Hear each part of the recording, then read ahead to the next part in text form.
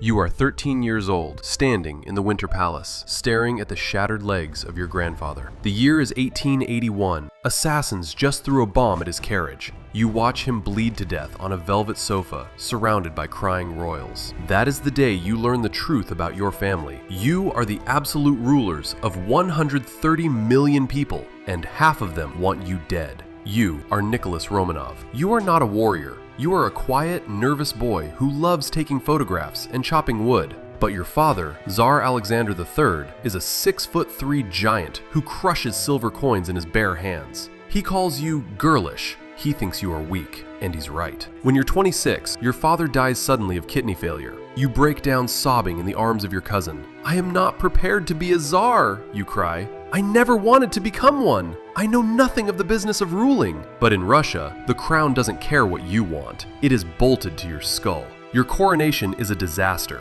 To celebrate, your officials hand out free beer and pretzels in a Moscow field. The starving peasants rush the carts. The crowd turns into a meat grinder. 1,300 people are trampled to death in the dirt. That night, the French ambassador hosts a lavish ball. You don't want to go, but your uncles tell you it's required for diplomacy. So, while thousands of your subjects are pulling their crushed children from the mud, you are drinking champagne and dancing the waltz. The people look at you and see a monster. You're not a monster. You're just terribly, tragically out of touch. You retreat into a bubble. You build a golden fence around your family at the Alexander Palace. Outside, your empire is boiling. Factory workers are starving. Radicals are printing pamphlets. But inside, you write in your diary about having tea with your wife, Alexandra, and playing dominoes. Then, the final curse strikes. Your wife finally gives birth to a son, Alexei, the heir to the empire. But a few weeks later, he bumps his knee and it won't stop bleeding. He has hemophilia.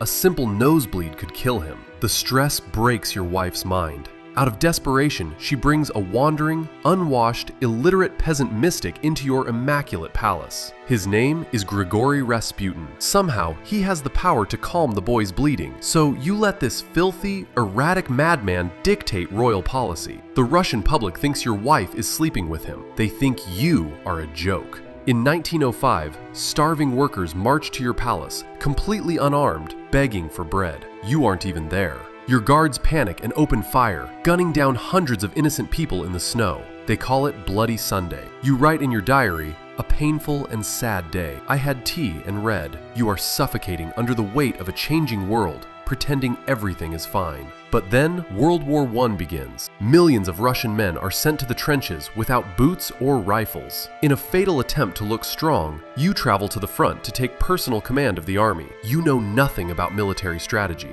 Now, every single slaughtered soldier, every lost battle is personally your fault. In 1917, the bubble pops. The peasants don't just protest, they riot. The army refuses to shoot them. Instead, the soldiers shoot their own officers. Your train is stopped on the tracks by revolutionaries. Your own generals beg you to step down, so you sign a piece of paper. You abdicate. Just like that, 300 years of the Romanov dynasty ends in a cold train car. You actually feel relieved. You naively think they will let you move to a farm in England. Instead, they lock you and your family in a bleak, heavily guarded house in Yekaterinburg.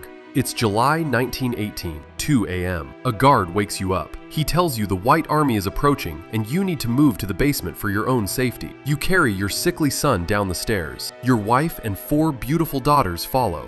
They ask you to stand against the wall for a photograph. You blink, confused. Then, 11 men step into the doorway. They aren't holding cameras, they are holding revolvers. The commander reads a quick death sentence. You take a step forward. "What? What?" you ask. Those are your last words. The room explodes with gunfire. The smoke is so thick, the noise so deafening. Your daughters don't die instantly because the family jewels are sewn secretly into their corsets, making the bullets ricochet. The guards have to finish it with bayonets. You died because you were a perfectly ordinary man, forced to play a god, in a country that had entirely run out of patience.